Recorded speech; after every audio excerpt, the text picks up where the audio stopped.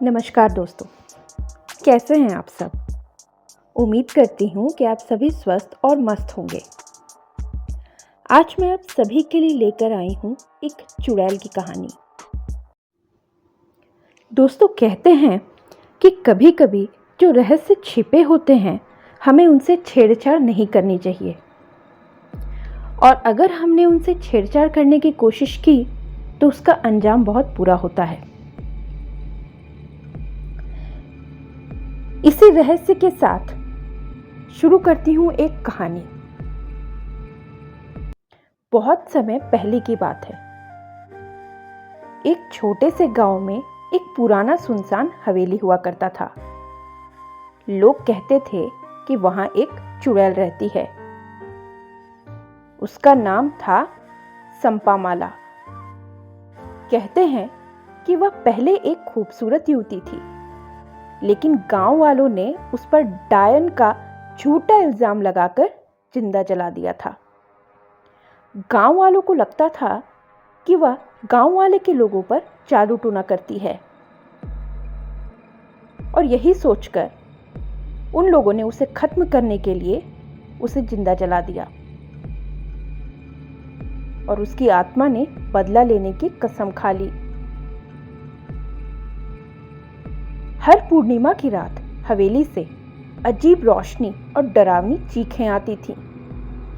गांव के लोग उस रास्ते से भी नहीं गुजरते थे। कई लोग जो जिज्ञासा में हवेली गए, कभी लौटकर नहीं आए। एक दिन शहर से एक नौजवान पत्रकार रजनीश गांव में आया। वह इस रहस्य को उजागर करना चाहता था। गांव वालों ने उसे बहुत समझाया, मगर वह नहीं माना। वह पूर्णिमा की रात अकेले उस हवेली में चला गया, और अंदर जाते ही उसे लगा जैसे कोई उसे देख रहा हो। हवेली की दीवारों पर खून के धब्बे थे, फर्श पर जली हुई चूड़ियों के टुकड़े, और हर कोने में अजीब फुसफुसाहटें। तभी अचानक एक ठंडी हवा चली और दरवाजा अपने आप बंद हो गया। राहुल ने पीछे मुड़कर देखा। वहां एक औरत खड़ी थी। उलझे बाल, जलता हुआ चेहरा और लाल चमकती आंखें। वो संपामाला थी। उसके बाद राहुल का कोई अता पता नहीं चला। सुबह गांव वालों को हवेली के बाहर सिर्फ उसका कैमरा मिला, जिसमें उसकी चीखती हुई तस्वीर आखिरी फोटो थी। आज भी अगर कोई उस हवेली के पास जाए तो कैमरे की क्लिक की आवाज और एक औरत की हंसी सुनाई देती है।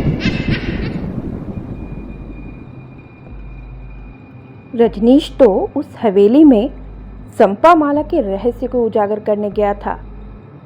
उसे गांव वालों ने बहुत समझाया था, पर रजनीश ने किसी की न सुनी थी, जिसका अंजाम उसने भुगता।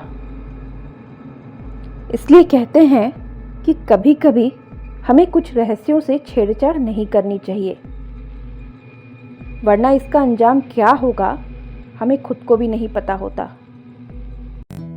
तो दोस्तों, आप लोगों को यह कहानी कैसी लगी, कमेंट करके ज़रूर बताएं। अगर अच्छी लगी हो तो मेरे चैनल को सब्सक्राइब करना ना भूलें। धन्यवाद।